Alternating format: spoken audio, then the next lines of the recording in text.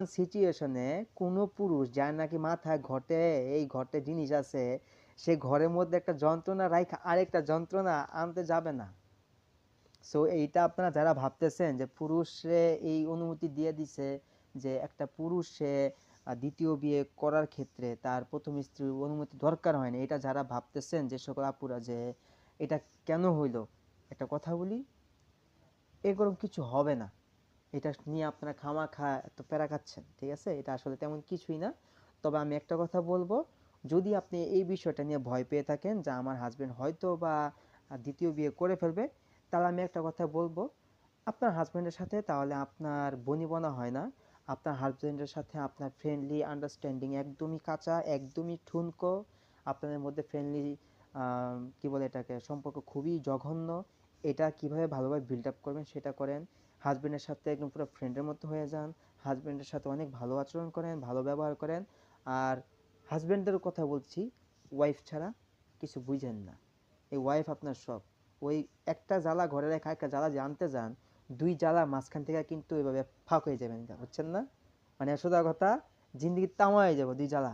কাজেই যেই জ্বালা ঘরে রাখছেন এই জ্বালা নিয়ে খাইতে হইব, এই জ্বালা নিয়ে থাকতে হবে। যদি একান্ত একটা বেশি রকম জ্বালায় তাহলে সাহায্য করার জন্য আরেকটা জ্বালা ঘরে আনা যায়। তবে হ্যাঁ, খেয়াল রাখতে হবে ওরে শাস্তি দেওয়ার জন্য আপনি আবার ফায়রা যায় না মাঝখান থেকে, ঠিক আছে?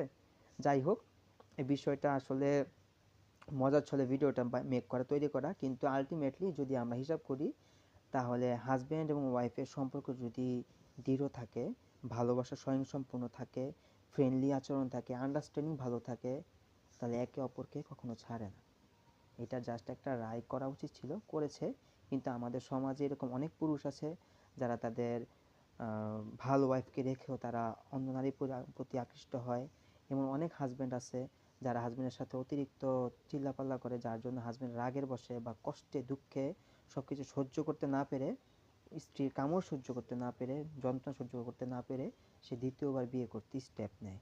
সো আমি মনে করি এই জিনিসটা থেকে আমাদের সবার বের হয়ে আসতে হবে। আমরা সবাই এই জিনিসটা থেকে বের হয়ে আসবো এবং চেষ্টা করব আমাদের সাংসারিক লাইফটা কিভাবে আরও সুন্দর করা যায়। আমরা হাজব্যান্ড ওয়াইফরা যারা আছি, যারা বিয়ে করেছি, তারা কিভাবে আরও সুন্দর করে জীবনযাপন করা যায়, একে অপরকে আঁকড়ে ধরে, সেই প্রচেষ্টাই আমরা করব। সেই ইচ্ছাটা যাতে সবার ভিতরে থাকে। আপনারা যারা যারা এই ভিডিওটা দেখছেন সবাই ভালো থাকবেন এবং সুস্থ থাকবেন। আর এই জিনিসগুলো নিয়ে আসলে একটু বেশি হয়ে যাচ্ছে এখন।